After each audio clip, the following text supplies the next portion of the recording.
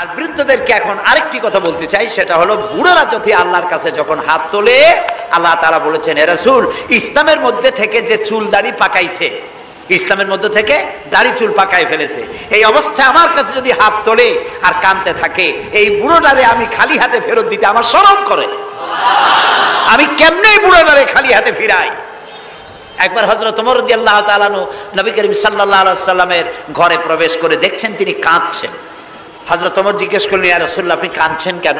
তিনি বললেন, এইমাত্র জিবরিল এসেছিল, জিবরিল এসে আমারে বলে গেল যে আপনার উম্মতের মধ্যে যেই সব লোক ইসলামের মধ্যে থেকে দাড়ি চুল পাকিয়েছে, কিয়ামতের দিন আল্লাহ তাআলা ওই সব বুড়া বুড়িদেরকে শাস্তি দিতে লজ্জাবোধ করবেন।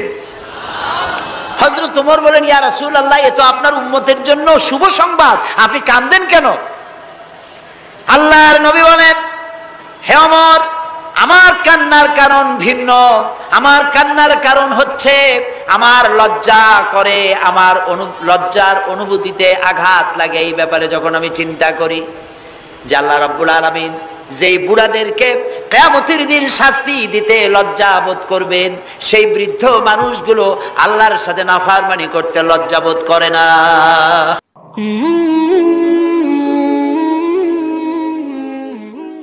সম্মানিত দর্শক, যে আগুন সাইদি সাহেব জ্বালিয়ে গিয়েছিলেন তা কিন্তু নিভে যায়নি, সেই আলো আজও জ্বলছে আমাদের হৃদয়ে।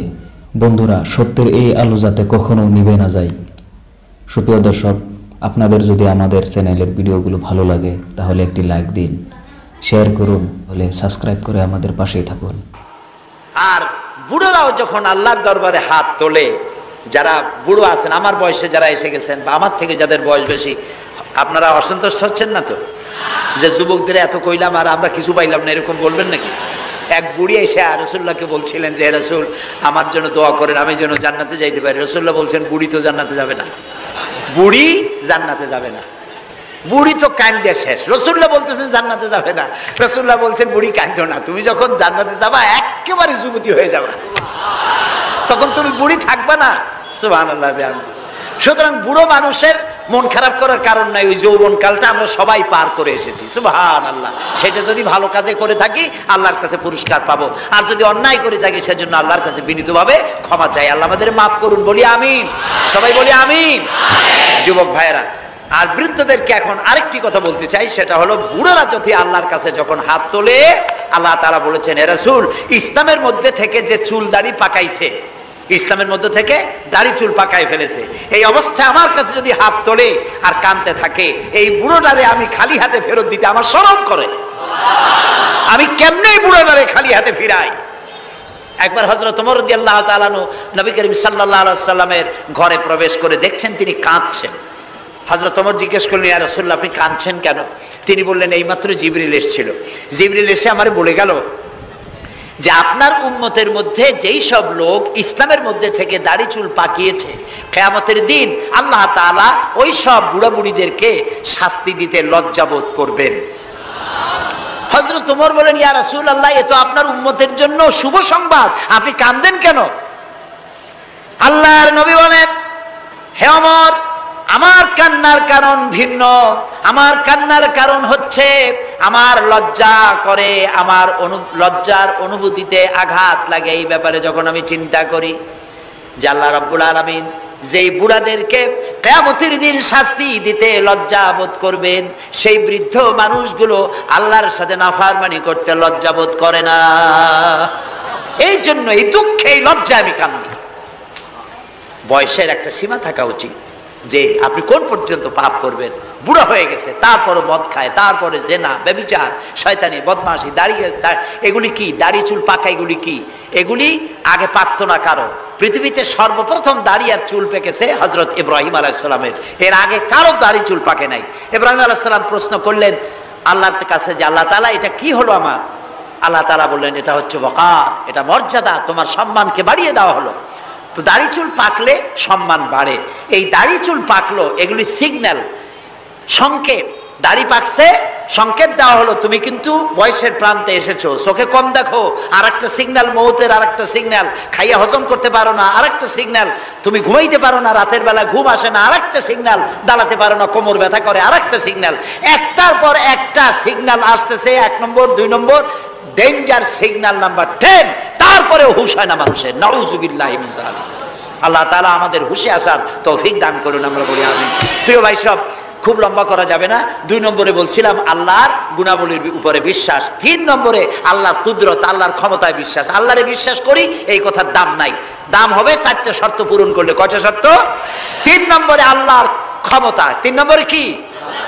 আল্লাহর ক্ষমতা কি?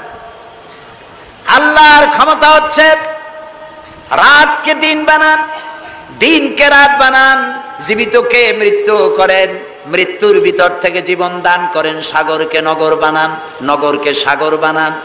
তিনি মরুভূমিতে ঝর্ণা, মরুভূমির ভিতরে পানির প্রস্রবণ চালু করে দিতে পারেন, মরা গাছে ফুল ফুটাই দিতে পারেন। শুধু 2টা অক্ষর কুন বলেন হও, আর সঙ্গে সঙ্গে হয়ে যায়। আল্লাহ তাআলা বলেছেন ফাআলুন লিমা ইউরিদ, যা খুশি তিনি তাই করতে পারেন। সুবহানাল্লাহ বলে। এই মাত্র কয়েক মাস আগে সুনামি কি হয়েছিল? এইটা যদি হয় সুনামি, তাহলে কুনামি কি আল্লাহই জানে।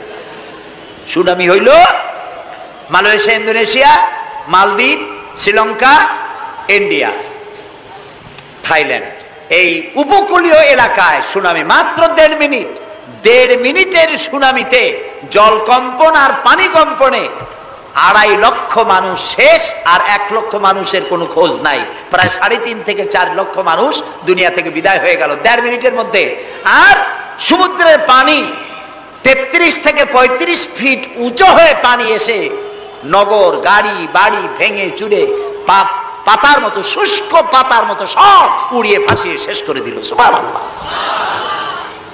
আবহাওয়াবিদরা বলেছেন, বিজ্ঞানীরা বলেছেন, এটা নাকি ভারত মহাসাগরের অতল তলদেশে যেখানে মাটি, ওই মাটিরও কয়েক কিলোমিটার নিচে ফাটল ধরেছে। সেই ফাটল ধরে কি দিকে করিয়া জমিনে কম্পন লাগলো, পানিতেও কম্পন লাগলো। আমাদের এই যে ঢাকায় সকালবেলায় যারা মর্নিং ওয়াক যারা করেন, রমনা লেকের পাশ দিয়ে হাঁটতেছে, হঠাৎ পিছনে পানি মারছে, দেখে যে সকলের পিছনে পানি মারে কে, তাকায় দেখে রমনা লেকের পানি উথাল পাথাল খেয়ে গেছে।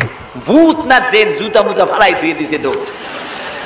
পানির মধ্যে যে কম্পনটা বাংলাদেশে হলো, এই কম্পনটা যদি মাটিতে হতো, তাহলে এই অপরিকল্পিত বানানো শহর ভেঙ্গে চুরে ভর্তা হয়ে যেত। আল্লাহ শুকরিয়া আদায় করি যে আল্লাহ তাআলা দয়া করে আমাদের গরিব দেশটাকে হেফাজত করেছেন। বলেন আমিন।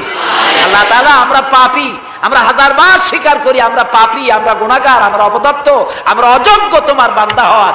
তুমি এই গরিব মুসলমানদের এই দেশটাকে দয়া করে আসমান এবং জমিনি সব বালা মুসিবত থেকে হেফাজত করো আল্লাহ তাআলা। প্রিয় ভাই সব, আল্লাহ তাআলার ক্ষমতাকে বিশ্বাস করতে হবে। আর 4 নম্বরে আল্লাহর হুকুম এবং আহকামকে মানতে হবে, আল্লাহর আদেশ আর নিষেধ মানতে হবে, তা না হলে মুসলমান হওয়া যাবে না। যা যা আদেশ করেছে, যদি প্রশ্ন করা হয় মুসলমান কারে বলে, তাহলে আমি 1 লাইনে বুঝাই দিই মুসলমান কারে বলে। ব্যাখ্যা দেওয়া যাবে সারা রাত, কিন্তু ব্যাখ্যা দেওয়ার জরুরত নাই। 1 লাইনে বুঝাই দিই মুসলমান কারে বলে। মুসলমান সেই ব্যক্তি এই কোরআনের মধ্যে আল্লাহ যা যা আদেশ করেছেন সব মানে, আর যা যা নিষেধ করেছেন তার থেকে বিরত থাকে।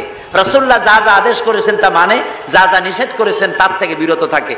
যে ব্যক্তি এটা করে তার নাম মুসলমান। বুঝে আসছে? তার নাম কি? মুসলমান। এই যে কি বলে, আমেরিকায় গত জুমার দিন এক মহিলা ইমামতি করলো মসজিদে, একজন কইলো সুবহানাল্লাহ। এটা সুবহানাল্লাহ কোর কথা? নাউজুবিল্লাহ বলে।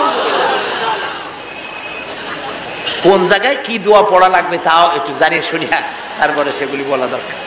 প্রিয় ভাই সব, মহিলারা ইমামতি করতে পারে না, জায়েজ নাই, বিধান নাই। কোরআন হচ্ছে কমপ্লিট, নতুন করে কোনো কথা বান্দার জন্য বলার কোনো দরকার নাই, সব আল্লাহ বলে দিয়েছেন। সুবহানাল্লাহ। আল্লাহ তাআলা এই কোরআনের মধ্যে বলেছেন, আল ইয়াউমা আকমালতু লাকুম দীনাকুম ওয়া আতমামতু আলাইকুম নি'মাতি ওয়া রাদিতু লাকুমুল ইসলাম দীনা। আমি আজ এই ইসলামকে একটি পূর্ণাঙ্গ জীবন ব্যবস্থা হিসেবে কমপ্লিট করে দিলাম এবং এটার উপর আমি সন্তুষ্ট হলাম। কে বলেছেন? আল্লাহ তাআলা বলেছেন এটা কমপ্লিট। নতুন করে কিছু দরকার নাই। আমাকে একজন জিজ্ঞেস করলো যে মেয়ে লোকের পিছনে নামাজ যে পড়া, মেয়ে লোক যে ইমামতি করতে পারবে না, এটা কোরআন শরীফের কোন আয়াতে আছে এবং হাদিসের কোন হাদিসে আছে যে মেয়ে লোক ইমামতি করতে পারবে না? তা আমি বললাম যে আগে আমার এই কথার জবাব দেন, আপনারটা জবাব পরে দিই। আমার কথার জবাব আগে দেন। মাগরিবের নামাজ কয় রাকাত পড়ি ফরজ? 3 রাকাত। 4 রাকাত পড়া যাবে না, এটা কোরআন শরীফের কোন আয়াতে আছে, কোন হাদিসে আছে? ফজরের নামাজ ফরজ কয় রাকাত? 3 রাকাত পড়া যাবে না, অথবা 4 রাকাতও পড়া যাবে না, এটা কোন হাদিসে আছে, কোন আয়াতে আছে? কয় যে কোনো জায়গায় নেই। তাই বললাম ওটাও কোনো জায়গায় নেই। রাসূলুল্লাহ ইবাদতের যে নমুনা দেখিয়েছেন, যেভাবে করেছেন, তিনি 2 রাকাত ফজরের নামাজ 2 রাকাত পড়েছেন, আল্লাহ বলে দিয়েছেন ওইটাই ফরজ, ওর 1 রাকাত বেশি পড়া যাবে না। 3 রাকাত মাগরিব, 1 রাকাত বাড়ানো যাবে না। জোহর সব দিন জোহর পড়ি 4 রাকাত ফরজ, আর জোহরের ওই নামাজটি জুমার দিনে কয় রাকাত পড়ি? 2 রাকাত ফরজ পড়ি। এই কনসেশন কে করলো? না, আল্লাহ করেননি। এই কনসেশন করেছেন মুহাম্মদ রাসূলুল্লাহ সাল্লাল্লাহু আলাইহি ওয়াসাল্লাম। ইবাদত রাসূলুল্লাহ যদি 2 রাকাত পড়েন, 2 রাকাত পড়াই ফরজ। যদি ইবাদতের যে সব নমুনা তিনি দেখাইছেন, তার থেকে ইবাদতের নতুন কোন নমুনা দেখাবার কোনো সুযোগ নাই। মহিলাদের আল্লাহ পাক এই পৃথিবীতে একজন মেয়ে লোককে নবী বানান নাই, বানিয়েছেন?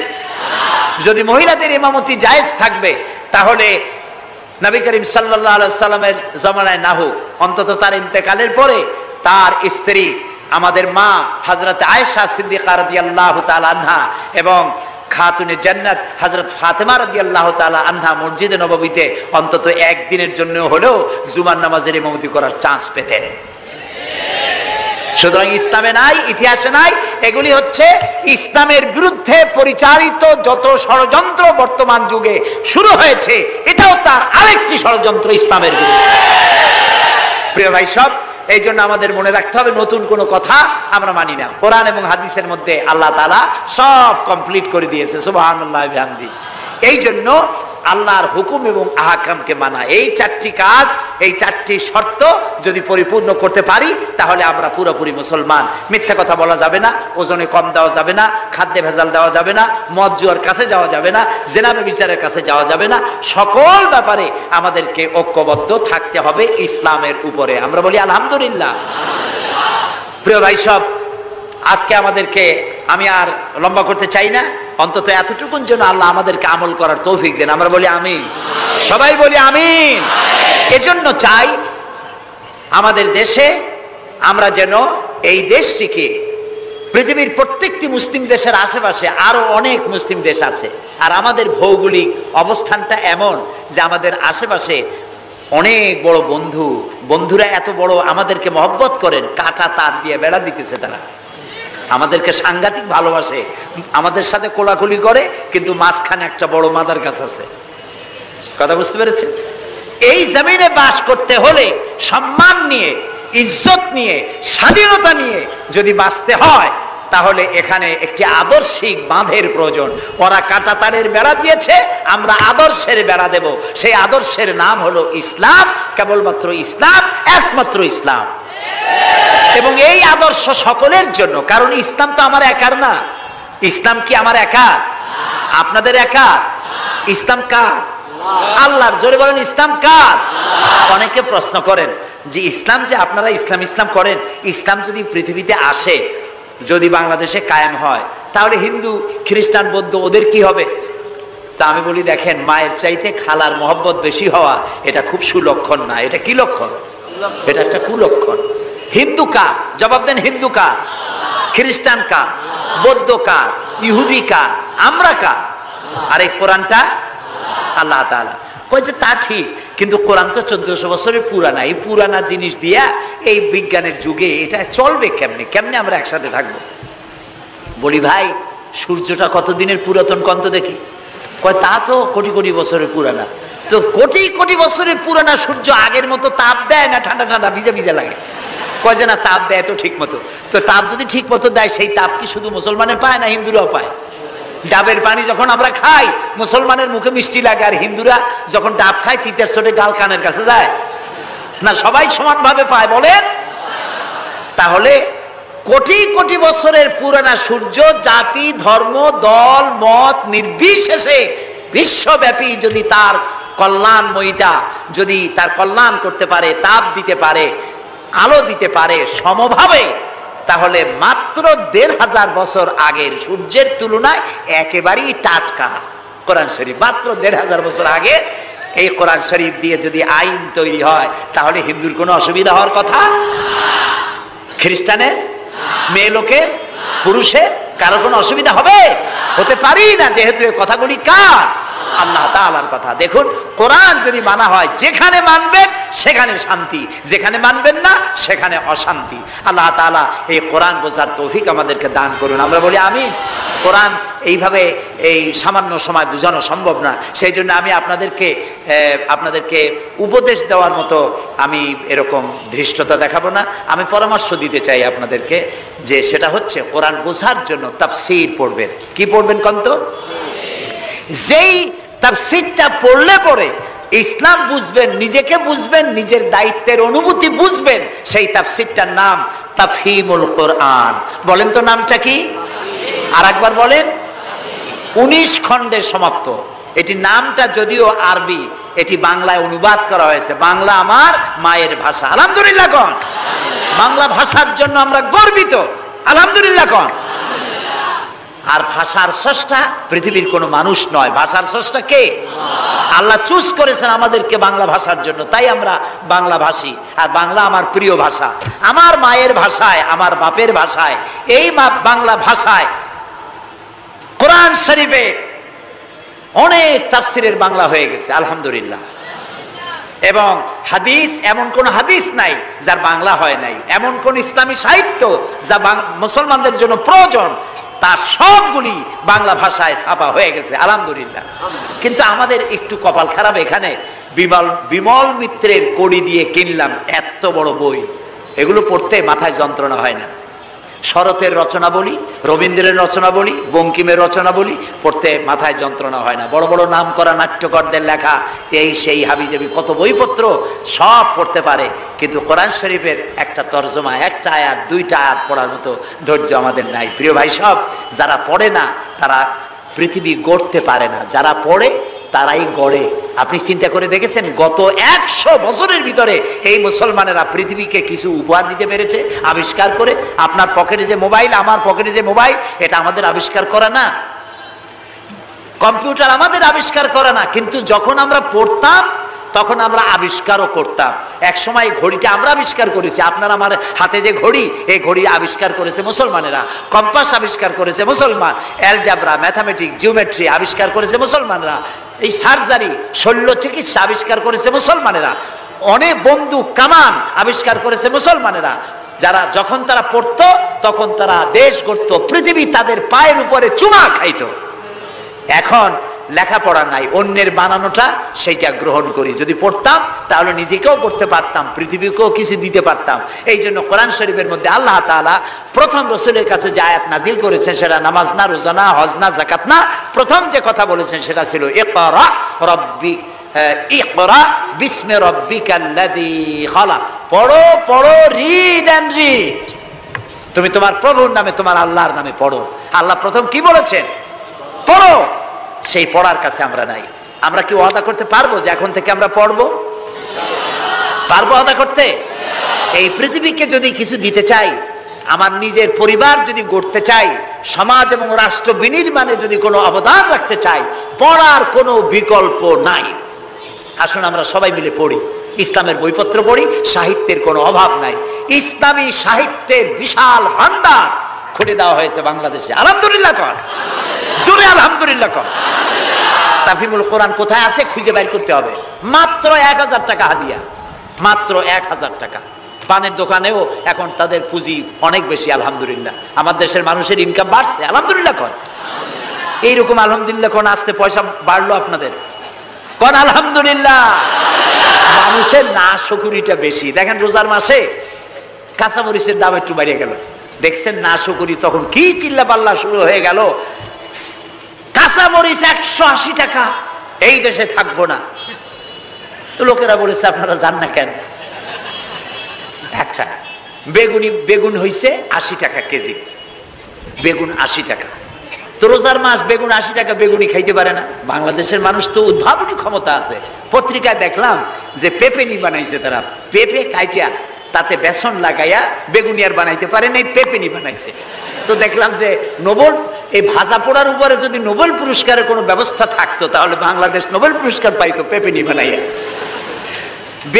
বেগুন হয়েছে 80 টাকা, সেই জন্য ঝগড়াঝাটি এক শেষ। কাঁচামরিচ 120 টাকা, সেজন্য একেবারে চিল্লায় শেষ। কিন্তু মূলা যখন 3 টাকা, গরুতেও খায় না, এত মূলা হইলো, এত কপি হইলো, সেজন্য আল্লাহ শুকরিয়া নাই, শুকরিয়া আদায় করে না। মানুষকে আল্লাহ শুকর আদায় করতে হবে। এই দেশ আমাদের, এটা মার্চ মাস, এই দেশে এই মাসেই দেশ স্বাধীন হয়েছিল।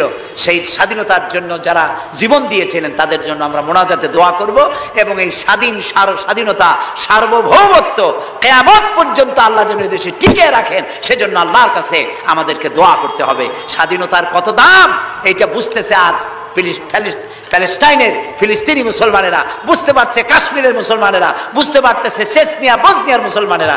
আমরা যেন, আমাদেরকে আল্লাহ তাআলা যেন কিয়ামত পর্যন্ত এই স্বাধীনতার মর্যাদা দেওয়ার তৌফিক আমাদেরকে যেন দেন, আমরা বলি আমিন। প্রিয় ভাই সব, সেই জন্য বলছিলাম পড়তে হবে, বইপত্র কিনবেন, মাত্র 1000 টাকা হাদিয়া, তাফহিমুল কোরআন।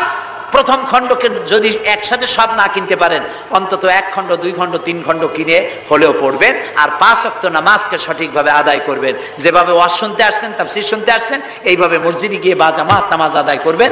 নামাজ পড়লে কপাল খুলবে। কপাল হলো সৌভাগ্যের প্রতীক, আর নাক হলো মর্যাদার প্রতীক। মানুষে বলে না যে ভাই আমার কপাল পুড়ছে, কপালে কি আগুন লাগছিল? পুড়লো কেন? কপাল পুড়ছে মানে ভাগ্য নষ্ট হয়েছে। আবার বলে ভাই আমার নাক কাটা গেছে, তো নাক কাটছে কি দিয়ে? ছুরি দিয়ে না কেচি দিয়ে? নাক কাটা গেছে মানে কি? মানে হলো ছেলে আর মেয়ে এমন কাম করছে, বেইজ্জত হয়ে গেছে, আমার নাক কাটা গেছে। তাহলে বোঝা গেল নাক হলো মর্যাদার প্রতীক, আর কপাল হলো মর্যাদার প্রতীক। সৌভাগ্যের প্রতীক কপাল, আর মর্যাদার প্রতীক হলো নাক। এই নাক আর কপাল দিয়ে কেউ যদি তার ভাগ্য সুপ্রসন্ন করতে চায়, মর্যাদা যদি বৃদ্ধি করতে চায়, দৈনিক 5 বার এই কপাল আর নাক দিয়ে আল্লাহর দরবারে সেজদায় পড়ে যাও। আল্লাহ রাব্বুল আলামিনকে যত সেজদা দিবে আল্লাহ তত খুশি হয়ে যাবে। নামাজ, রাসূলুল্লাহ বলেছেন মান তারাকা সালাতান মুতাআম্মিদান ফাকাদ কাফারা, ইচ্ছে করে যে নামাজ ছেড়ে দেবে কাফের হয়ে যাবে। কথা বুঝে আসছে ভাই? রাসূলের হাদিস, কাফের হয়ে যাবে। নামাজ না পড়লে মুসলমান বলে দাবি করার হক তার নাই। 5 ওয়াক্ত নামাজ সঠিকভাবে আদায় করতে হবে। নামাজ জীবনে আর ছাড়বো না, এই ওয়াদা করা যাবে? যারা পারবেন কেবলমাত্র তারাই 2 হাত উঁচু করেন, বলেন ইয়া আল্লাহ তোমার পবিত্র নামে শপথ করি, কসম করি, যতদিন পর্যন্ত মালাকুল মউত আমার মাথার কাছে না আসতেছে ততদিন পর্যন্ত ফরজ নামাজ, ফরজ রোজা আর ছেড়ে দেব না, আর ছাড়বো না, আর ছাড়বো না। এবার বলেন ইয়া আল্লাহ আমার মৃত্যু পর্যন্ত আমার আজকের এই ওয়াদা আমাকে পালন করার তৌফিক দাও। আমিন, আমিন ইয়া রাব্বাল আলামিন। সবাই হাত নামান, এক্ষুনি মোনাজাত করব। মোনাজাতের জন্য দাঁড়ানো ভাইরা মেহেরবানি করে একটু বসেন। আমি এতক্ষণ কিন্তু একবারও বলি নাই যে বসেন বসেন বসেন। এবার মোনাজাত হবে, মোনাজাতের জন্য মেহেরবানি করে একটু বসেন। মোনাজাতটা বসে করাই আদব করে নেবেন। আল্লাহুম্মা আমিন। ربنا ظلمنا أنفسنا وإن لم تغفر لنا وترحمنا لنكونن من الخاسرين سبحانك اللهم وبحمدك نستغفرك ونتوب إليك আয় আল্লাহ তাআলা, হাজার হাজার মুসলমান নরনারী বৃষ্টি এবং ঝড়ো হাওয়াকে উপেক্ষা করে তোমার বান্দা বান্দিরা দীর্ঘক্ষণ ধরে তোমার দ্বীনের কথা শুনেছেন। আল্লাহ তাআলা মেহেরবানি করে আমাদের তামাম জিন্দেগির গুনাহ খাতাকে মাফ করে দাও রব্বুল আলামিন।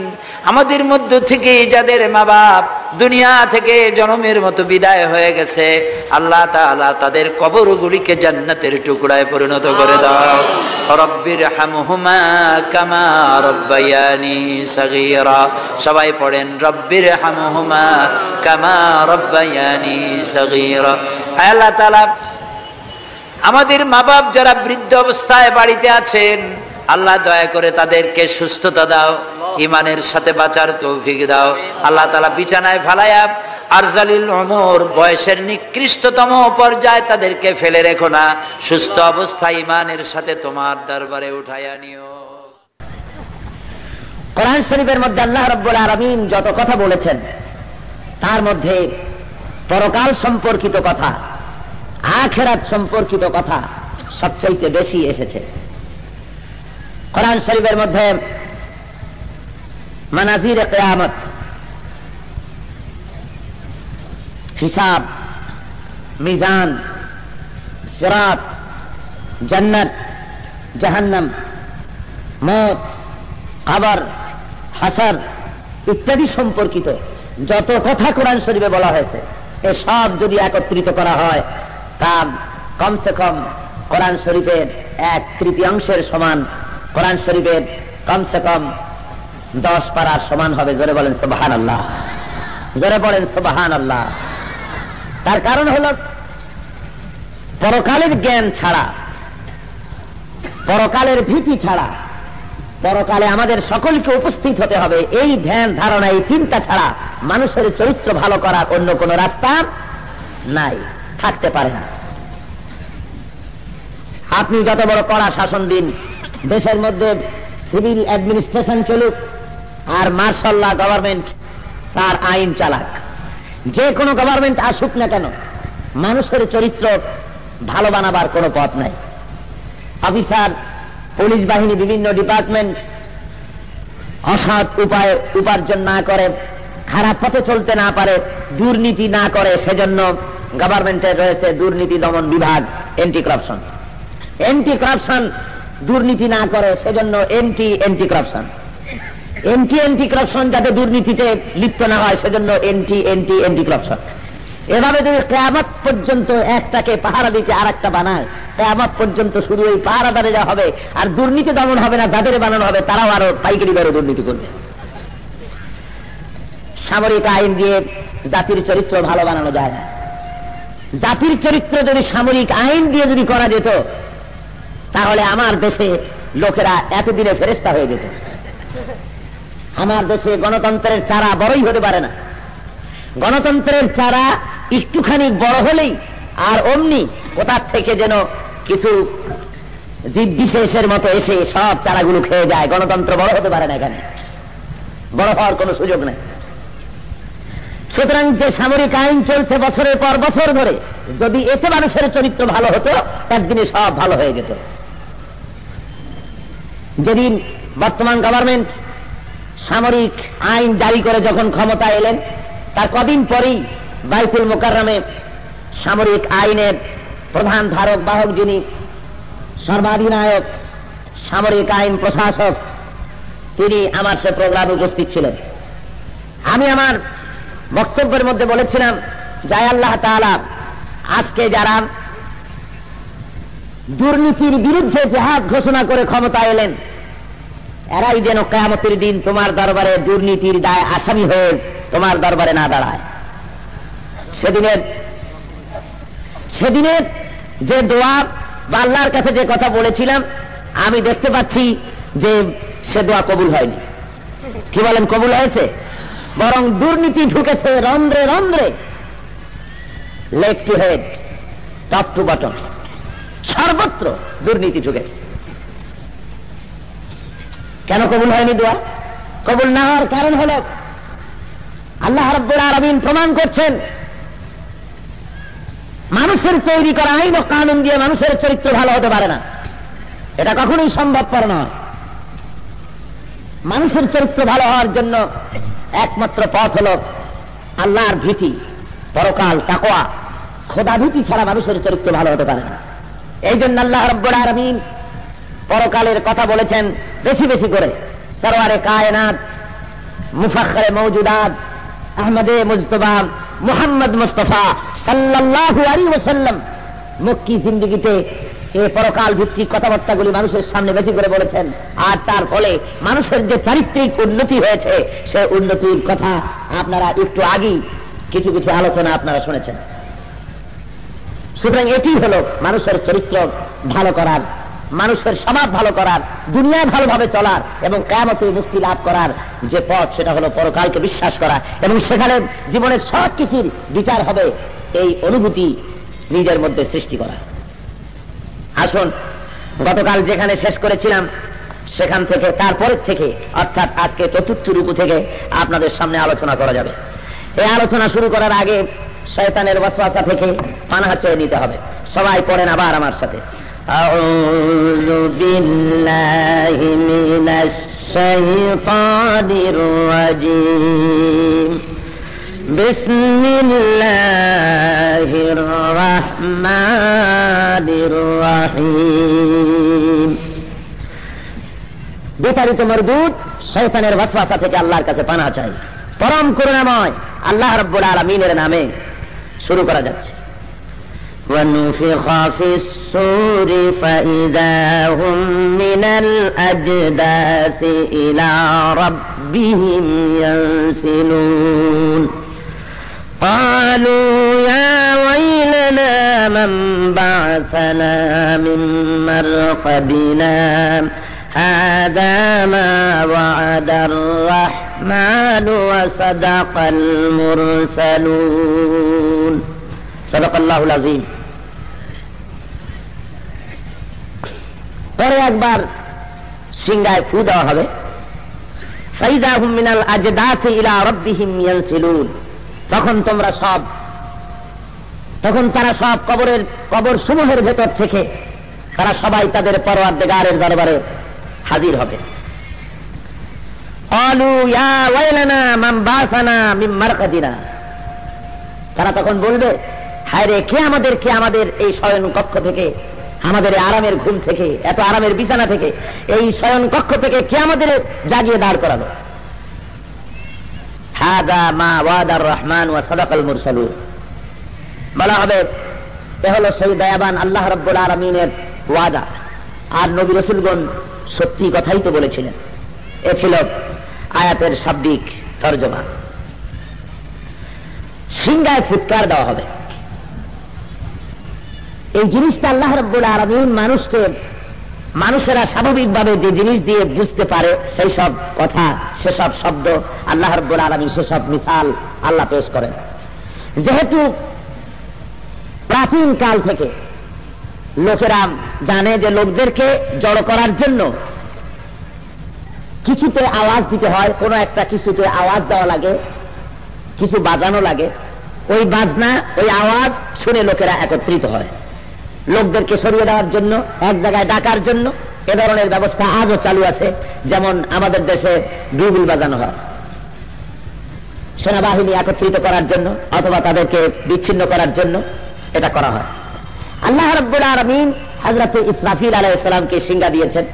হযরতে আবু হুরায়রা রাদিয়াল্লাহু তাআলা আনহু তিনি বলেছেন, হুজুর সাল্লাল্লাহু আলাইহি ওয়াসাল্লাম থেকে তিনি বর্ণনা করেছেন যে হযরতে ইসরাফিল আলাইহিস সালাম সিংহা মুখে নিয়ে আরশের দিকে তাকিয়ে আছেন। যখন আল্লাহ রাব্বুল আলামিন অর্ডার করবেন তখন তিনি এতে সুর দিবেন, আর প্রচন্ড এমন আওয়াজ হবে গোটা পৃথিবী থরথর করে কাঁপতে থাকবে। তিনবার এই সিংহায় ফু দেওয়া হবে। একবার তো গোটা পৃথিবী থরথর করে কেঁপে উঠবে, আর একবার গোটা পৃথিবী সব লন্ডভন্ড হয়ে যাবে, আকাশ ও জমিন সব ভেঙে চুরে একাকার হয়ে যাবে। আর শেষবারে যেটা হবে সেটাকে বলা হয় নাফকাতুল কিয়াম লিরাব্বিল আলামিন। সেটা হবে আল্লাহ রাব্বুল আলামিনের উদ্দেশ্যে সমস্ত মানুষগুলি কবর ফেরে, মাটি ফেরে সব উপস্থিত হয়ে পড়বে। অবস্থাটা সেইখানে এই সিংহায় যখন ফুৎকার মারা হবে লোকেরা সব উপস্থিত হয়ে যাবে এবং তারা বলবে যে আমাদের কি কে উঠালো, আমাদের এই আরামের বিছানা থেকে কে আমাদের জাগিয়ে দিল, অথবা আমরা যে শয়ন কক্ষ ছিলাম এখান থেকে কে আমাদের উঠায় দিল। এটা এমনই এক সহসা এক দুর্ঘটনার মতোই হবে। আল্লাহ রাব্বুল আলামিন বলেন, ইন কানাত ইল্লা সাইহাতান ওয়াহিদাতান ফাইদা হুম জামিউল লাদাইনা মুহদারুন। এটা একটি প্রচন্ড শব্দ হবে, আর তোমাদের সকলকে আমার দরবারে হাজির করা হবে, সবাই আল্লাহর দরবারে উপস্থিত হয়ে যাবে। সেই কিয়ামতের দৃশ্য এতই ভয়াবহ হবে। আল্লাহ রাব্বুল আলামিন বলেন ওয়াহুমিলাতিল আরদু ওয়াল জিবালু ফাদুক্কাতা দাক্কাতান ওয়াহিদা। আসমান পাহাড় এবং জমিনে সংঘর্ষ লাগিয়ে দেওয়া হবে, পাহাড় আর জমিনে একাকার হয়ে যাবে, পাহাড়গুলো তুলোর মতো করে উঠতে থাকবে। রব্বুল আলামিন কোরআন শরীফে অন্যত্র বলেছেন ইযাস সামাউ ফাতারাত ওয়া ইযাল কাওয়াকিবু তাতারাত ওয়া ইযাল বিহারু ফুজ্জিরাত ওয়া ইযাল কুবুরু বুসিরাত। তারকাসমূহ নিক্ষিপ্ত হয়ে পড়বে, চন্দ্র সূর্য তার আলো হারিয়ে ফেলবে। কিয়ামতের দৃশ্য দেখার জন্য আল্লাহ নবী বলেছেন সূরা আন-নাজিআত, সূরা আল মুরসালাত, সূরা আত-তাকবীর, সূরা আল-ইনফিতার, এই সূরাগুলি যদি কেউ অধ্যয়ন করে, এই সূরাগুলি যদি কেউ পড়ে, তাহলে তার সামনে গোটা কিয়ামতের দৃশ্য চোখের সামনে উদ্ভাসিত হয়ে পড়বে। গোটা কিয়ামতের দৃশ্য সে তার চোখে দেখতে পারবে। এমনই এক অবস্থা হবে, গোটা দুনিয়া ভেঙে চুরে সব একাকার হয়ে যাবে, আকাশ ও জমিনের অস্তিত্ব বিলুপ্ত হয়ে যাবে, মানুষেরা ভয়তে অস্থির হয়ে পড়বে, মানুষেরা সব দৌড়াতে থাকবে। ইয়াকুলুল ইনসানু ইয়াওমাইযিন আইনাল মাফার কাল্লা লা ওয়াজারা ইলা রাব্বিকা ইয়াওমাইযিনিল মুস্তাকার। মানুষেরা দৌড়াতে থাকবে, মানুষেরা চিৎকার মারতে থাকবে আর বলবে কোথায় যাব, কোথায় ভাগবো, কোথায় পালাবো। আল্লাহ রাব্বুল আলামিন বলেন ভাগবার জায়গা নাই, পালাবার জায়গা নাই, তোমাদের প্রভু তোমাদের রব আল্লাহ রাব্বুল আলামিনের কাছে আশ্রয় পাওয়া ছাড়া, তার কাছে ছাড়া, রব ছাড়া ভাগার আর কোনো জায়গা নাই, পালাবার আর কোনো জায়গা নাই। এমন এক চূড়ান্ত অবস্থা হবে সেদিন। সেখানে তারা বলবে যে আমাদেরকে কে উঠিয়ে দিল, কে জাগিয়ে দিল? হাযা মা ওয়া'দার রাহমানু ওয়া সাদাকাল মুরসালুন। এই জবাব কে দেবে? এই জবাব এমন হতে পারে যে কবরবাসীরা কবরের থেকে বেরিয়ে কিয়ামতের আঁচ করে অবস্থা দেখে, অবস্থা দৃষ্টে তারা বুঝতে পারবে কিয়ামতের কথা, অথবা ফেরেশতারা তাদেরকে এই অবস্থা সম্পর্কে জানিয়ে দেবে। বন্ধুগণ, এই কিয়ামত যখন অনুষ্ঠিত হয়ে যাবে, আল্লাহ রাব্বুল আলামিন বলেন সে সময় ফালইয়াউমা লা তুযলামু নাফসুন শাইআন ওয়া লা তুজজাউনা ইল্লা মা কুনতুম তা'মালুন। আজকের দিনে কারোর উপরে এক বিন্দু জুলুম করা হবে না, আজকের দিনে কারোর উপরে এক বিন্দু জুলুম করা হবে না, আর তোমরা যা আমল করেছিলে শুধু তারই প্রতিফল আজকে পাবে। ইন্না আসহাবাল জান্নাতিল ইয়াওমা ফি শুগুলিন ফাকিহুন। আর সেদিন বেহেশতবাসীরা, জান্নাতীরা, তারা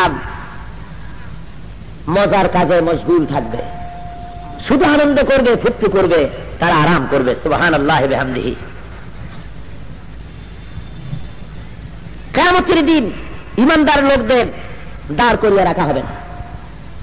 কিয়ামতের দিন ঈমানদার লোকদের কাউকে তো বিনা হিসাবে ছেড়ে দেওয়া হবে, আবার কাউকে সামান্য কোন রকম হিসাব মতো কিছু দিয়ে তাড়াতাড়ি করে বিদায় করে দেওয়া হবে, কষ্ট দেওয়া হবে না। ঈমানদারেরা অতি তাড়াতাড়ি তারা জান্নাতে চলে যাবে। রাব্বুল আলামিন বলেন এই সময় জান্নাতের ভিতরে তারা বড় আরামে থাকবে। হুম ওয়া আজওয়াজুহুম ফি যিলালিন আলাল আরাইকি মুত্তাকিউন। তারা আর তাদের স্ত্রীরা ঘন সন্নিবেশিত ছায়ার মধ্যে তারা আসন সমূহে ঠেস লাগিয়ে আরামে তারা বসে থাকবে, আনন্দ করবে, ফুর্তি করবে। বেহেশতীরা তখন, আল্লাহ রাব্বুল আলামিনের কথা এই জন্য এখানে বলছেন যে আমার মুমিন বান্দাদেরকে দুনিয়া যারা দিন কায়েম করতে চেয়েছে, নামাজ পড়েছে, রোজা রেখেছে, ইসলামের কাজ করেছে, তোমরা তাদেরকে বোকা মনে করেছো, তাদের মনে করেছো বোকা, আর নিজেদের খুব চালাক মনে করেছো যে আমরাই তো চালাক, আল্লাহরে ঠগাই দিছি। এই মনে করে তোমরা নিজেদেরকে খুব চালাক মনে করতে। আর যারা আল্লাহ এবং পরকালে বিশ্বাসী, যারা নামাজ রোজা হজ যাকাত করে, তাদেরকে, যারা আল্লাহর দ্বীনের কাজ করে, ইসলামী আন্দোলন করে, তাদেরকে তোমরা খুব বোকা মনে করেছিলে। এখন আসলে ওরাই ছিল বুদ্ধিমান, যারা দুনিয়ার বুকে নিজের দ্বীনকে বিপন্ন করে মৃত্যুর সাথে বাজি রেখে দ্বীনের কাজ যারা করেছে, আমি তাদেরকে জান্নাত দিয়েছি। আর তোমরা যারা নিজেদেরকে চালাক মনে করেছিলে, আজ দেখো মজা চাখো জাহান্নামের ভিতরে কেমন লাগে। সেদিন জাহান্নামীরা জান্নাতীদেরকে দেখতে পাবে, আর জান্নাতীরাও জাহান্নামীদেরকে দেখতে পাবে। জাহান্নামীরা দেখবে, ওই তো দেখা যায় যারে পিটাইছিলাম, ইসলামী আন্দোলন করে বলে, ইসলামের কথা বলে বলে যাকে গালি দিয়েছিলাম, ওই তো দেখা যায়। আরে খামোখাই লোকটাকে মারছিলাম, আজকে আমি তো বিপদে পড়ে গেলাম। জান্নাতীরাও দেখবে যে এই লোকগুলি আমাদের অত্যাচার করত, আর আল্লাহ রাব্বুল আলামিন আজকে আমাদের মর্যাদা দিয়েছেন, ওরা জাহান্নামে পড়েছে, পানির পিপাসায় ক্ষুধার জ্বালায় ছটফট করতেছে ওরা। আল্লাহ রাব্বুল আলামিন বলেন, বেহেশতবাসীরা তখন, জাহান্নামীরা তখন বেহেশতীদেরকে চিনতে পেরে জান্নাতীদেরকে ডেকে বলবে, ওয়ানাদা আসহাবুন নারি আসহাবাল জান্নাহ। জাহান্নামীরা জান্নাতীদেরকে ডেকে বলবে, ও বেহেশতি ভাইরা, আন আফিদু আলাইনা মিনাল মা'i আও মিম্মা রাযাকাকুমুল্লাহ। ওগো জান্নাতি ভাইরা, তোমরা যে, তোমাদেরকে আল্লাহ রাব্বুল আলামিন যে নিয়ামত দান করেছেন, সেই নিয়ামত থেকে কিছু খাবার আমাদের দাও, কিছু পানি আমাদের দাও। দুনিয়ার ভিতরে এক জায়গায় তো বসবাস করেছি, যদিও তোমাদের উপর অত্যাচার করেছি, তবুও তো প্রতিবেশী ছিলাম। দয়া করে মেহেরবানি করে কিছু খাবার আমাদেরকে ওখান থেকে কোনো খানা বা পানি আমাদের দাও। বেহেশতীরা বলবেন, আলু ইন্নাল্লাহা হারামাহুমা আলাল কাফিরিন। বেহেশতীরা বলবে, ও জাহান্নামীরা শুনে রাখো, আল্লাহ রাব্বুল আলামিন জাহান্নামীদের জন্য জান্নাতের খানা হারাম করে দিয়েছেন, এই খাবার তোমাদের জন্য নয়। পাল্টা জান্নাতীরা প্রশ্ন করবে, ওয়ানাদা আসহাবুল জান্নাতি আসহাবান নার আন ক্বাদ ওয়াজাদনা মা ওয়াদানা রাব্বুনা হাক্কান। ও জাহান্নামীরা, আল্লাহ রাব্বুল আলামিন আমাদের প্রতি যে ওয়াদা করেছিলেন, সে ওয়াদা আমরা ঠিকঠাক মতো পেয়েছি।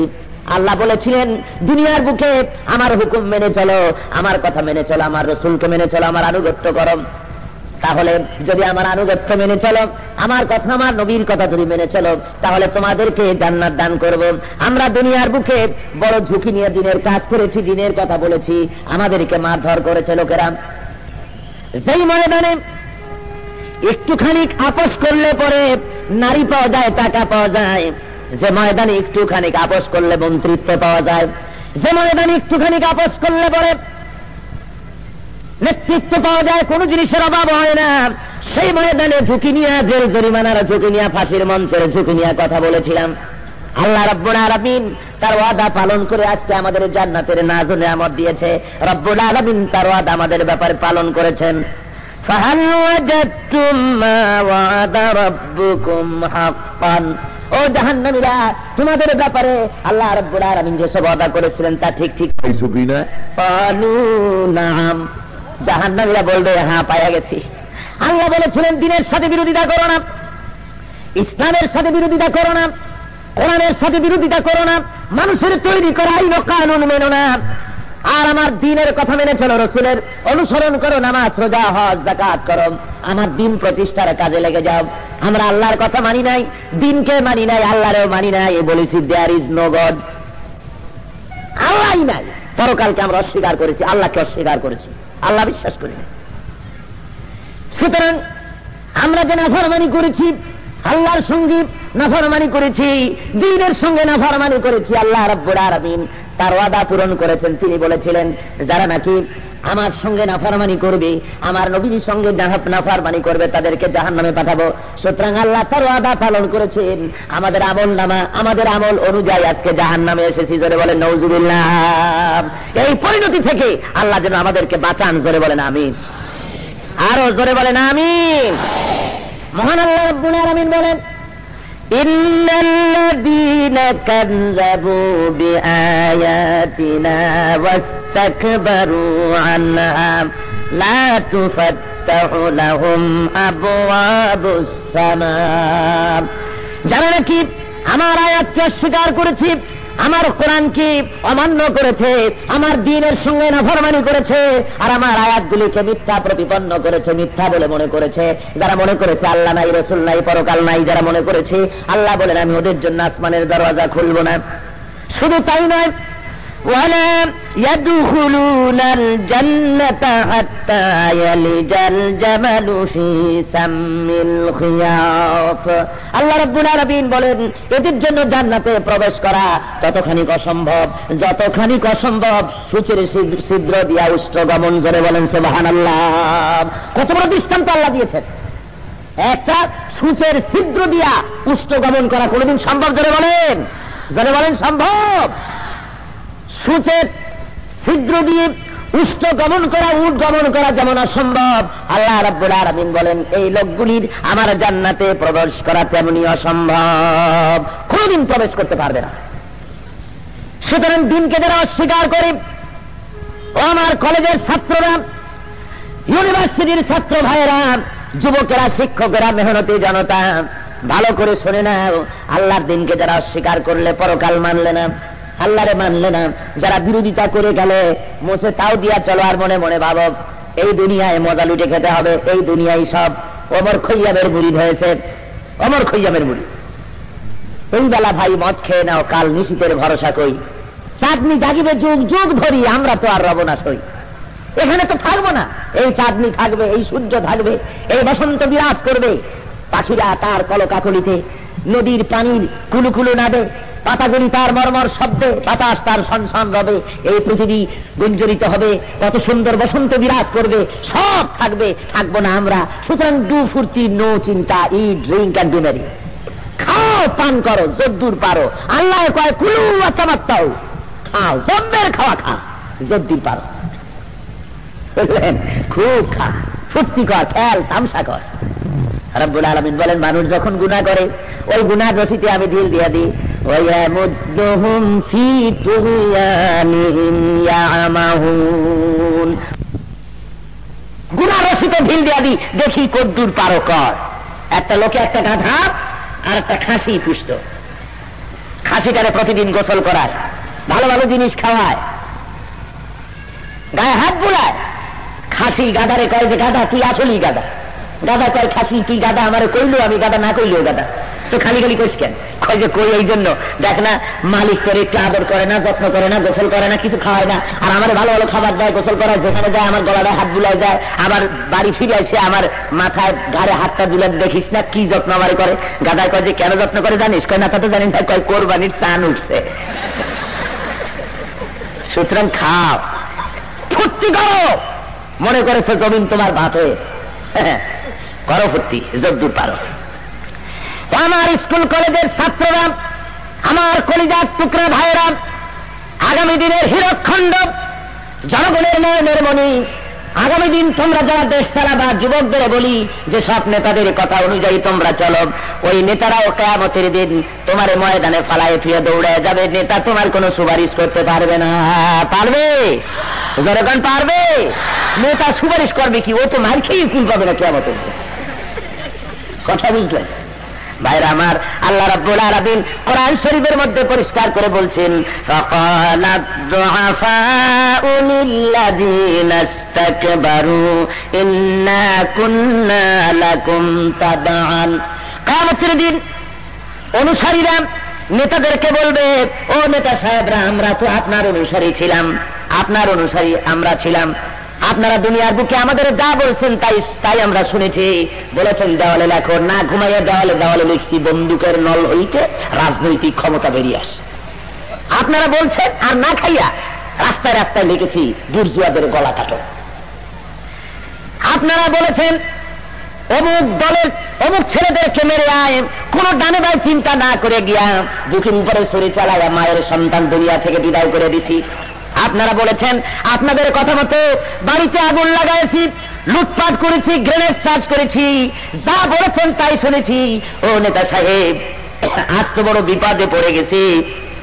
ফাহাল আনতুম মুগনুনা আন্না মিন আযাবিল্লাহি মিন শাই। ও নেতা সাহেব, আজকে কি পারেন আল্লাহর গজব থেকে, আল্লাহর আযাব থেকে একটু সাহায্য করে আমাদের বাঁচাইতে পারেন? আমরা খুব বিপদে পড়ে গেছি। আমার যুবকেরা, 6 মাসতন্ত্রের আন্দোলন তোমরা যারা করো, কমিউনিজমের আন্দোলন তোমরা যারা করো, আমার যুবকেরা ভালো করে স্মরণে রেখে দাও, তোমার নেতাগুলি কিয়ামতের দিন ওই নেতা তোমাদের ওই আবেদন নিবেদনের জবাবে তারা বলবে, আলু লাউ হাদানাল্লাহু লাহাদাইনাকুম। আল্লাহ যদি আমাদের পথ দেখায় দিতেন তাহলে আমরাও তোমাদের পথ দেখায় দিতাম। সাওয়াউন আলাইনা আজাযনা আম সাবারনা মা লানা মিন মাহিস। কোন উপায় নাই। আজকে তোমার অবস্থা, তোমাদের অবস্থা, আমাদের অবস্থা একই। ধৈর্য ধরো আর চিল্লা পাল্লা করো, কোন উপায় নাই। নেতাও ঠ্যাঙ্গানি খাবে, অনুসারীও ঠ্যাঙ্গানি খাবে, বাসবার করে পথ নাই। ভাইরা আমার, আল্লাহ রাব্বুল আলামিন বলেন ওই হাসরের ময়দানে শেষ পর্যন্ত শয়তানের সঙ্গে দেখা হয়ে যাবে। মানুষের শয়তানের সঙ্গে দেখা হয়ে যাবে। শয়তান তো মানুষের মধ্যেও আছে, জিনের মধ্যেও আছে। মিনাল জিন্নাতি ওয়ান নাস। শয়তান মানুষের মধ্যে আছে, জিনের মধ্যে আছে। যে সমস্ত নেতৃবৃন্দ আল্লাহর আইন অনুযায়ী নিজে এবং অনুসারীদেরকে চালায় না, তাদেরকে কোরআন শরীফের পরিভাষায় কোন কোন জায়গায় শয়তান বলা হয়েছে। এখন সে এই আসল শয়তান হতে পারে, আর নেতা শয়তান হতে পারে। যখন এই নেতাকে দেখবে, শয়তানকে যখন দেখবে, অনুসারীরা তখন বলবে, বেটা হতভাগা, তুই তো আমাদের খাইছিস, তোর জ্বালায় আমরা আজ মুসিবতে পড়ে গেছি। তুই যদি মিছিল করতে না বলতি, তুই যদি আগুন জ্বালাইতে না বলতি, তাহলে কি আগুন দিতাম? তুই যদি না বলতি তাহলে আমার বাড়ির প্রতিবেশী একটা যুবক ছেলে, সে ছাত্র আমিও ছাত্র, ওর বুকের উপরে আমি ছুরি চালাতাম।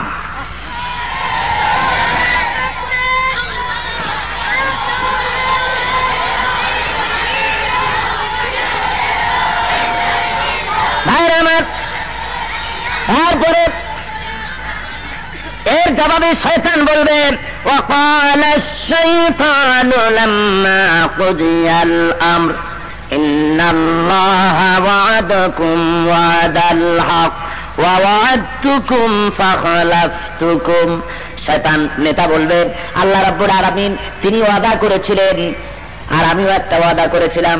আল্লাহ তার ওয়াদা পালন করেছেন, আমি আমার ওয়াদা খেলাপ করলাম, ভঙ্গ করলাম।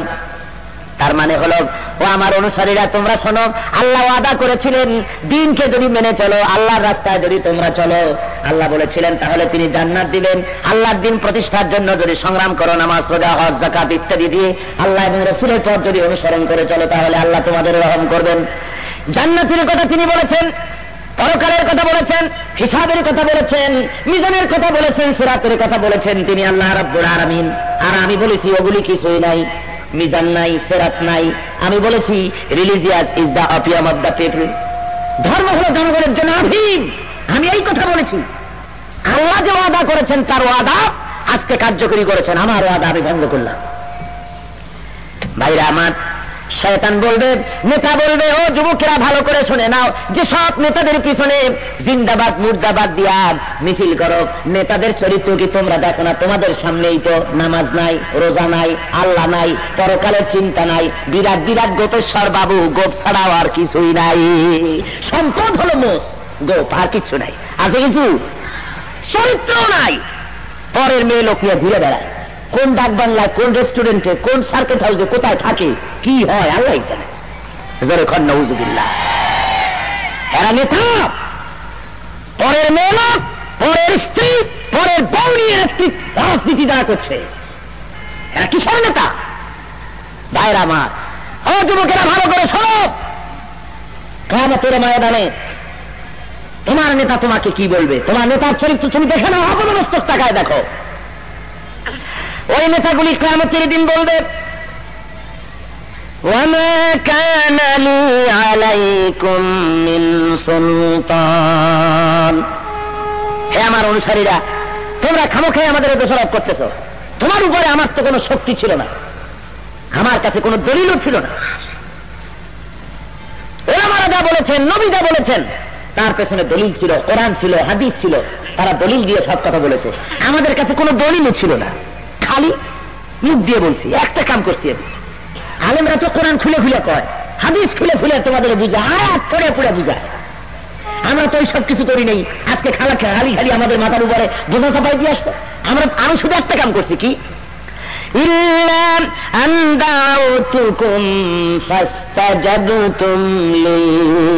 আমি তো শুধু একটা কাম করছিলাম, মঞ্চের উপরে দাঁড়াইছি, আর সে মঞ্চ তোমরা তৈরি করেছো, তোমরা মিছিল করেছো, তোমরা গার্মেন্টস ফ্যাক্টরি থেকে মেয়ে লোকগুলো টেনে টেনে মিছিলে বের করেছো, জনগণকে পয়সা দিয়া আমার মিটিং এ এনেছো। আজকে মাপদারি করো, এইগুলো তো তোমরাই করছো, আমার পয়সা দিয়ে করছো।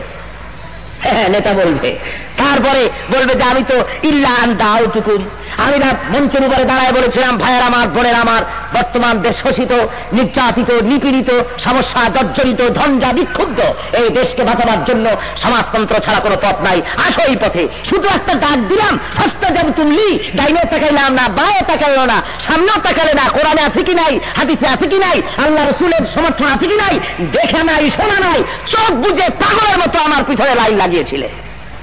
আজকে আমারে দোষ দাও। কিয়ামতের দিন আপনার নেতা এভাবে বলবে। এ কথা কি আমি বানায় বললাম না, কোরআন শরীফে আছে। ভাইয়েরা আমার, নেতা বলবে, ও ছেলেরা, ছাত্ররা, কলেজের, ইউনিভার্সিটির, ভালো করে মুখস্থ করে যাও, শুনে যাও।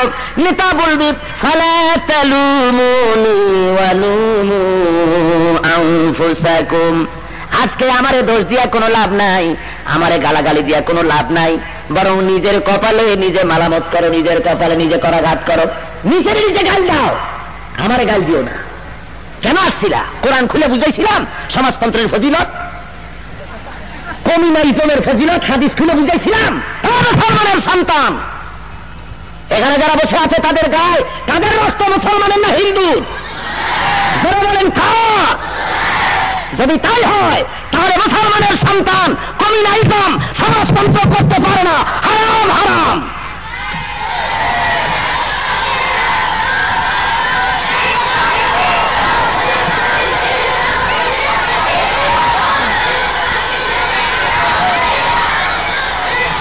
ভাইরা আমার,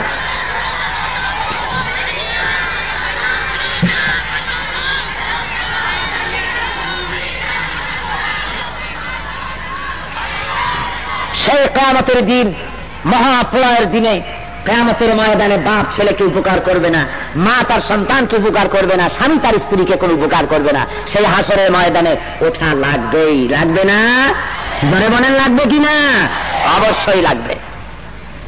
তবে যারা ওই কথাই বিশ্বাসী যে মাটির পুতুল যেমনে নাচায় তেমনে নাচি, পুতুলের কি দোষ? বলে না খুব, আমরা মাটির পুতুল, প্রকৃতির দামাল ছেলে, যেমন নাচায় আমরাও তেমন নাচি। যদি তোমাদের এই কথা হক হয়, তাহলে শুনে রাখো, মৃত্যু হওয়ার পর কবরের ভিতরে ফেরেশতা আসবে, আইসা দুইখানা হাত ধরিয়া ধোপায় যেমন কাপড় পিটায় ওই রকম আছড়াবে, আর বলবে যেমনি আছড়ায় তেমনি আছড়ায়, ফেরেশতার কি দোষ? সে সময়ের অপেক্ষা করতে হবে। যুবক ভাইয়েরা আমার, ভুল পথে চলেছ, ছেড়ে দাও সে পথ, ভুল পথ ছেড়ে দাও। আল্লাহ রাব্বুল আলামিন এরপরে বলেন, সালামুন কাওলাম মির রাব্বির রহিম, জান্নাতীদের কি পরওয়ারদিগার রহমান রহিম আল্লাহ রাব্বুল আলামিনের পক্ষ থেকে সালাম বলা হবে, জোরে বলেন সুবহানাল্লাহ। আর সেখানে বেহেশতীদেরকে নানান রকমের ফলমূল আল্লাহ খেতে দিবেন, লাহুম ফিহা ফাকিহাতুন ওয়া লাহুম মা ইয়াদউন, সেখানে সুস্বাদু খাদ্য, পানীয় আল্লাহ সব রেখে দেবেন মজুদ। আরো রাখবেন কি? ওয়া লাহুম মা ইয়াদউন, আরো থাকবে সেখানে তাদের দিল যা চাইবে তা পাবে, জোরে বলেন সুবহানাল্লাহ। দিল যা চাইবে তাই পাবে সেখানে। এই ব্যাখ্যা শুনে একজন বলছিল যে আমি যদি বেহেশতে বসে হোক্কা চাই তাও পাবো। এক বুজুর্গ ওয়াজ করতেছেন এই আয়াতে, তো বলছে যদি হোক্কা চাই পাবো তো হুজুর? হুজুর বলছেন নিশ্চয়ই, বেহেশতের মধ্যে যদি হোক্কা চাস, হোক্কা তুই পাবি, তবে আল্লাহর কসম বেহেশতের মধ্যে এই ধরনের পচা খেয়াল তোর মনের মধ্যে উঠবে না। হোক্কা খাওয়ার মতো বাপে খেয়াল তোর মনের মধ্যে উঠবে না। এত ভালো ভালো জিনিস থেকে তার হোক্কা খাবি। বন্ধুগণ, আল্লাহ রাব্বুল আলামিন ফরমাচ্ছেন, ওয়ামতাজুল ইয়াওমা আইয়ুহাল মুজরিমুন, হে অপরাধীর দলেরা, নিজেদেরকে ছাঁটাই করে আলাদা হয়ে যা। আল্লাহ আল্লাহ, হাসরের ময়দান আল্লাহ রাব্বুল আলামিন ইরশাদ করবেন, হে অপরাধীরা, মুসলিমের দল, অপরাধীর দল, আলাদা হয়ে যা। ভাইরা আমার, সেখানে দুনিয়ার মধ্যে আত্মীয়তা থাকতে পারে, কারো সাথে কারো অপরাধী নেককার আত্মীয়তা থাকতে পারে, সেই হিসাবে কিয়ামতে ওই আত্মীয়তার পরিচয় থাকবে না। নেককার এবং বদকার ঐক্যফ্রন্ট করতে পারবে না কিয়ামতের মাঠে। এখানে যুক্তফ্রন্ট, ঐক্যফ্রন্ট যা মনে হয় তাই করা যাবে, কিন্তু হাসরের মাঠে করা যাবে না। আল্লাহ বলেন আলাদা হ, পৃথক হয়ে যা, মুসলিমরা আলাদা হয়ে যাবে। এরপর আল্লাহ বলবেন, আলাম আহাদ ইলাইকুম ইয়া বানি আদম আল্লা তা'বুদুশ শাইতান ইন্নাহু লাকুম আদুউম মুবিন। হে আদম সন্তান, আমি কি তোমাদেরকে হেদায়েত করি নাই যে তোমরা শয়তানের বন্দিগি করবে না? নিশ্চয়ই শয়তান তোমাদের প্রকাশ্য দুশমন।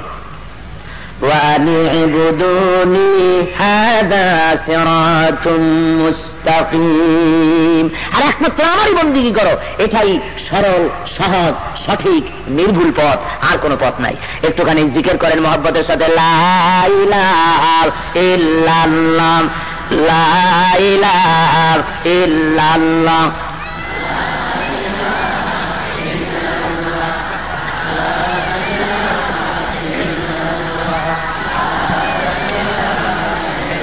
জোরে সরে পড়েন, লা ইলাহা, ঠান্ডা হয়ে গেছে, লা ইলাহা ইল্লাল্লাহ, লা ইলাহা, লা ইলাহা ইল্লাল্লাহ মুহাম্মাদুর রাসূলুল্লাহ। বন্ধুগণ, আল্লাহ বলছেন, হে আদম সন্তান, আমি তোমাদের বলেছি শয়তানের বন্দিগি করো না। বন্দিগি দুই প্রকার হয়। বন্দিগি কয় প্রকার? দুই প্রকার। একটা হলো শয়তানের, আর একটা কার? জোরে বলেন কার? আরেকটি হলো আল্লাহ। এখন এই শয়তানি বন্দিগি কোনটা? শয়তানি বন্দিগি হলো, শয়তানের বন্দিগি হলো আল্লাহকে বাদ দিয়ে যেসব আইন তৈরি হয়, যারা করে, যেসব নেতৃবৃন্দ আল্লাহরে বাদ দিয়ে আইন তৈরি করে, এদের অনুসরণ যারা করে, এটাই হলো শয়তানের বন্দিগি করা। মানুষ আল্লাহর দেওয়া বিধান ছেড়ে দিয়ে, কোরআন ও সুন্নাহ ছেড়ে দিয়ে, কোরআন এবং সুন্নাহর সাথে সামঞ্জস্য আদৌ নাই, বরং বিপরীত, এই ধরনের কোন আইন এবং কানুনকে মেনে নেওয়া শয়তানের বন্দিগি করা। এটা করতে আল্লাহ নিষেধ করেছেন। আল্লাহ রাব্বুল আলামিন বলছেন যে আমার দাসত্ব করতে হবে, আমার গোলামি করতে হবে। সূরা ফাতিহার ভিতরে আমরা ওই যে সূরা ফাতিহা উম্মুল কিতাব, প্রথম দিন আমি বলেছিলাম সূরা ফাতিহার নাম কি? উম্মুল কিতাব। ওই উম্মুল কিতাবের ভিতরে কোরআন শরীফের সারমর্ম, যেটা উম্মুল কিতাব, সারমর্ম তার মধ্যে রয়েছে 7টি আয়াত। তার মধ্যে একটি আয়াত হলো এই ইহদিনাস সিরাতাল মুস্তাকিম। সবাই পড়েন, ইহদিনাস সিরাতাল মুস্তাকিম। সূরা ফাতিহা হলো একটা অ্যাড্রেস অফ ওয়েলকাম, সূরা ফাতিহা হলো একটা অভিনন্দন পত্র। আল্লাহ রাব্বুল আলামিনকে দেওয়া হচ্ছে বান্দার পক্ষ থেকে। অভিনন্দন পত্র কারে বলে? অভিনন্দন পত্র হলো কোন নেতা, কোন প্রেসিডেন্ট কিছু একটা আসলে বলে তাকে অভিনন্দন পত্র দেওয়া হয়। আর অভিনন্দন পত্রের শিরোনামের নিয়ম হলো প্রথমে প্রশংসা করা, পরে আমরা কারা তার পরিচয় দেওয়া, পরে তাতে কি চাই সেইটা বলা। প্রথমেই বলা হয় না যে নেতা সাহেব আসছেন, স্কুল কলেজ না দিয়ে গেলে ঠাং ভাঙিয়ে বলা, এরকম কথা বলা যায়? প্রশংসা করা লাগে প্রথমে প্রশংসা, তারপরে আমরা কারা এ পরিচয়, এরপরে কি চাই। বস্তুত দুনিয়ায় এই অভিনন্দন পত্র লেখার পদ্ধতি সূরা ফাতিহাকে অনুসরণ করেই বোধহয় শুরু হয়েছে। সূরা ফাতিহায় প্রথমে আল্লাহ রাব্বুল আলামিনের গুণগান করা হচ্ছে, আলহামদুলিল্লাহি রাব্বিল আলামিন, তারপরে আর রহমানির রহিম, তারপরে মালিক ইয়াউমিদ্দিন, এরপরে নিজেদের পরিচয় কি? ইয়াকা না'বুদু ওয়া ইয়াকা নাস্তাইন, এটা হলো বান্দার পরিচয়। এরপরে আল্লাহ জিজ্ঞেস করেন, বুঝলাম তো, প্রশংসা করলি, পরিচয় দিলি, চাইলি কি? মতলব কি? কি চাস? এত প্রশংসা কেন? যখনই এই প্রশ্ন আসে আমরা তখন বলি ইহদিনাস সিরাতাল মুস্তাকিম। ওই যে সূরা ফাতিহার মধ্যে আল্লাহকে বলেছি রব্বুল আলামিন আমাকে আমাদের কেমন একটা পথ দেখাও যেটা সরল সহজ রাস্তা তোমাকে পাওয়ার জন্য একটা রাস্তা আমাদের দেখাও। ওই 7টি আয়াতের জবাবে আল্লাহ রব্বুল আলামিন 114টি সূরা দিলেন, 6666টি আয়াত দিলেন, 7টা আয়াতের 7টা আয়াত সম্বলিত অভিনন্দন পত্রের জবাবে, আর সার কথা সূরা ইয়াসিনের মধ্যে জবাব দিয়ে দিলেন। ও বান্দারা, তোমরা বলেছো, তোমরা আমাকে আমার কাছে চেয়েছো, সিরাতি মুস্তাকিম আমার কাছে চেয়েছো, সেটা কি শোনো, ওয়া নি'বুদুনি হাদা সিরাতুম মুস্তাকিম। সিরাতে মুস্তাকিম চাইছিস, শোন, সিরাতে মুস্তাকিম সহজ সরল নির্ভুল পথ। ওয়া নি'বুদুনি, আমার গোলামি কর, আমার দাসত্ব কর, আমার আনুগত্য কর, আমার বন্দেগী কর। যারা বলেন সুবহানাল্লাহ। এটা ছাড়া পথ নাই, এটা ছাড়া পথ নাই। যুবকেরা, কলিজার টুকরা সন্তানেরা, আগামী দিনের ভবিষ্যৎ, আমার যুবগোষ্ঠী, ফিরে আসো, ফিরে আসো। লেনিন, মার্কস, মাও, হেগেল, আলফ্রেড, এদের গোষ্ঠী ছেড়ে দাও, ফিরে আসো, আল্লাহর গোলামিতে মাথা নত করে দাও। শান্তি এখানে, মুক্তি এখানে। এই পথ হলো সহজ সরল পথ, দুনিয়াও নাজাত, আখিরাতেও নাজাত। ভাইরা আমার, আল্লাহ রাব্বুল আলামিন এই যে ইবাদতের কথা বললেন, আমার আনুগত্য করো, আমার গোলামি করো, এই গোলামির, এই ইবাদতের মাফহুম আমরা এভাবে বুঝতে পারি, এটা আমরা এইভাবে দেখতে পারি, ইবাদত কারে বলে, গোলামি কারে বলে। এটা যদি আমরা বুঝতে চাই তাহলে দেখব, আমরা দেখতে পাবো, যদি কোনো চাকর তার মুরিদের হুকুম মেনে চলে, আনুগত্য করে চলে সমস্ত ক্ষেত্রে, তাহলে এটাকে বাংলায় বলা হবে চাকর মুনিবের আনুগত্য করতেছে, আরবিতে বলতে হলে বলা যাবে চাকর মুনিবের গোলাম ইবাদত করতেছে। আরেকটু বড় করে দেখেন, কোন রাষ্ট্রের অধিবাসীরা নির্দিষ্ট কোন গভর্নমেন্টের আইন ও কানুন যদি মেনে চলে, বঙ্গভবন থেকে শুরু করে রান্নাঘর পর্যন্ত আইন ও কানুন একটা গভর্নমেন্টের যখন চলে, তখন এটাকে বাংলায় বলা হয় জনগণ। বাংলাদেশের জনগণ এই সরকারের আইন মেনে চলতেছে, আরবিতে এটাকে বলা হয় ইবাদত করতেছে, আনুগত্য করতেছে, বন্দেগী করতেছে।